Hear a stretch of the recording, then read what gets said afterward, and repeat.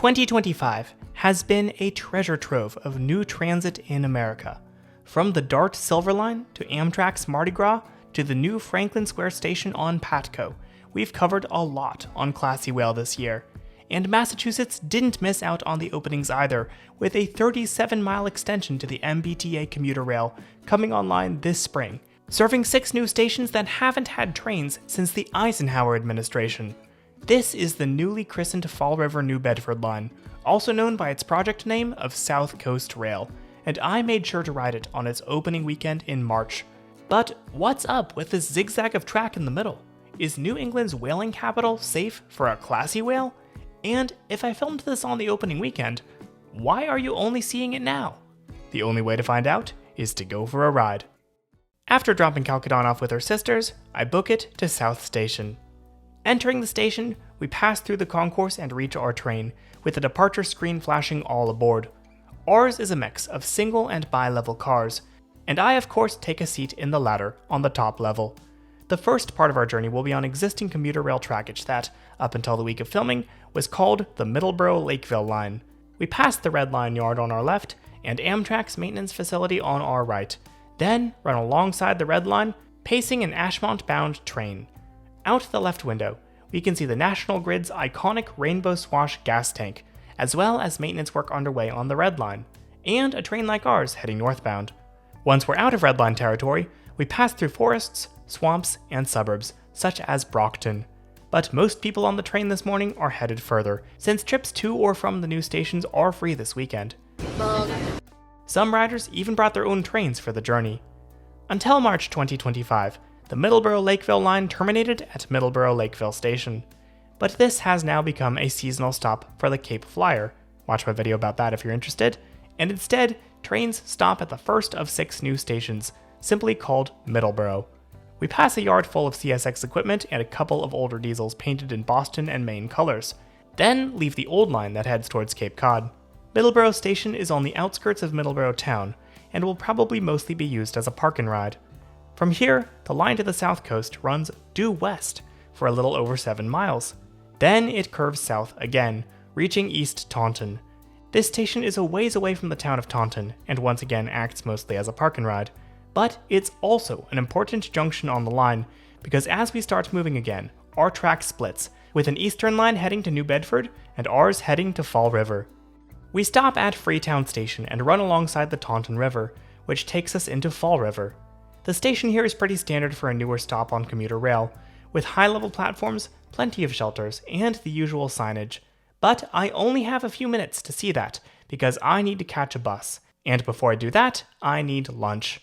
Per the recommendation of Miles in Transit, I head to Almac's Diner for an order of French toast, then step outside to record the train heading northbound.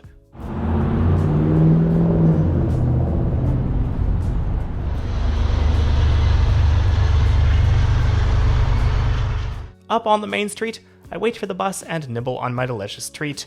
This French toast is made from Portuguese sweet bread, which was brought to Fall River by Portuguese immigrants employed by the textile mills. In 2000, 50% of Fall River's 93,000 residents reported Portuguese ancestry, the highest such concentration in the United States. Major employers here in Fall River include healthcare, retail, and food manufacturing, and the city also has a few tourist attractions, most notably Battleship Cove, a collection of former warships on public display, including the Battleship Massachusetts. We don't have time to see that though, because we're transferring at SRTA's downtown terminal for another bus to New Bedford, again free. It takes about 20 minutes to blitz from one South Coast city to the other, and soon we're pulling into the bus depot for New Bedford. This city is home to 100,000 people, making Fall River and New Bedford among the largest cities near Boston to not have commuter rail service until this year. New Bedford is one of the East Coast's biggest fishing ports, and the smells down by the new station back that up. I suddenly got a very strong whiff of fish. I seriously want seafood now. But back in the day, the city had eyes on bigger oceanic game, whales. This statue across from City Hall shows a whaleman with a harpoon ready to strike. And further down the street, we find the New Bedford Whaling Museum, where the lobby is filled with a giant blue whale skeleton. So this is apparently an actual whale vertebra. Pretty heavy. It's like the size of a knuckle coupler on a train. And here we have, these are the ribs, I think, or one of the ribs. The story of whaling in New Bedford is in many ways the story of South Coast Rail. New Bedford was incorporated in 1787 and gained city status in 1847. Its deep water port made it perfect for whaling ships. Whale oil, made from melting the animal's blubber, could be used for lamps and machine lubricant, and carcasses could also yield wax, bone for ivory, and even perfume ingredients. People assumed there was an infinite supply of whales to harvest, so they could kill as many as they wanted. New Bedford's whaling heritage is also preserved in the early chapters of Moby Dick by Herman Melville. A church that features prominently early in the novel can be found across the street from the Whaling Museum. While it wasn't the only US port to host whaling ships, New Bedford would get a leg up when the whales were connected to the rails. In 1840, trains on the Taunton and New Bedford Railway began running between their namesake towns, the beginning of what would become South Coast Rail. Fall River came along a little later.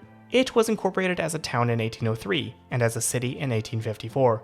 Much of its growth came from textile manufacturing, one of the first forms of mass production in the US. The Fall River Railroad connected the town to Myrick's in 1845. It was extended up to Braintree in 1846, where it eventually interchanged with the Old Colony Railroad to Boston. Middleborough and Taunton were linked again by the Taunton and Middleborough Railroad in 1848. Of course, these weren't the only lines in southeastern Mass at the time. Other railroads linked Taunton with Attleboro, Mansfield, and Canton on the Boston and Providence Railroad, a line that would become part of Amtrak's Northeast Corridor. Now, for every barrel of oil loaded off the New Bedford whaling ships, and for every textile product manufactured in Fall River, there was a train waiting to ship it to Boston, New York, or beyond. By the mid-1850s, industries on the South Coast were booming, and New Bedford had become the richest city per capita in the world, thanks in no small part to the original South Coast Rail. Of course, the good times wouldn't last forever. Whale populations began dropping globally, petroleum and kerosene became widely available, and Norway became a stronger and stronger competitor to the New Bedford whaling industry. Eventually, the last whaling ship left the town in 1925. Fall River textile manufacturing declined due to the Great Depression and competition from down south. Passenger trains would be folded into the Old Colony Railroad and taken over by the New Haven, before ending in 1958. So here at the museum we have a map of New Bedford. Unclear what year this is from, but it's giant and it has these little bubbles that help you look at it from up close. As you can see here, the New York, New Haven, and Hartford Railroad comes down into New Bedford, same route that South Coast Rail takes today. And then the original New Bedford station is down here, as you can see. And looking at Google Maps, it looks like the current station is about in the same location as the historic one. So on the last Saturday morning when someone rode a train to the South Coast, a hamburger was 15 cents, a new home was $12,000, the United States had just launched its first satellite into space, and Lionel was about to nix their pastel pink train sets due to low demand. Now, when the MBTA started sketching up plans to bring back rail to the South Coast, they had a problem. Of the whole Old Colony rail network, what lines could still be used to get trains from here to here? The Attleboro route was nixed due to capacity constraints on the Northeast Corridor. The Mansfield route was unusable due to the corridor's grade separation there, and the Canton route, which had been cut back to Stoughton, would have involved the reconstruction of several miles of abandoned right-of-way. This left the Middleborough route as the only viable option, even though it wasn't the most direct. Due to the capacity constraints of the single-track Old Colony line closer to Boston, South Coast Rail now serves both branches using a shuttle train at East Taunton. One train will continue on to Boston, passengers on the other will have to transfer. The Canton route may yet be built as part of South Coast Rail Phase 2, but it remains to be seen when or how that will happen. Anyways, with my time in New Bedford coming to a close, I arrive at the station and watch my return train pull in. From here, it's a quick trip north to Church Street.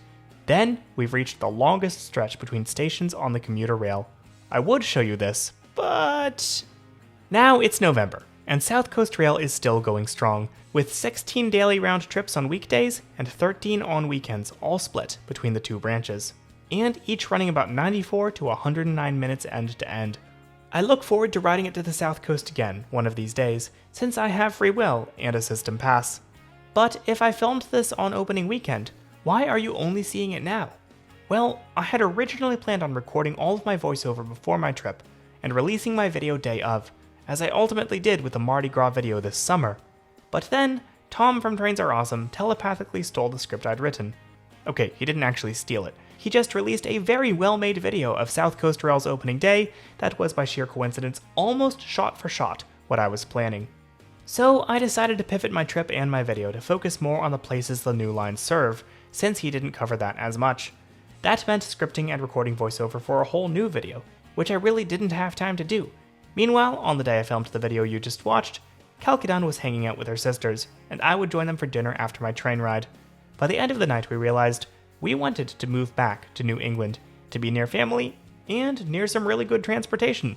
Calcadon interviewed for a job in Boston about 2 months later, and got it.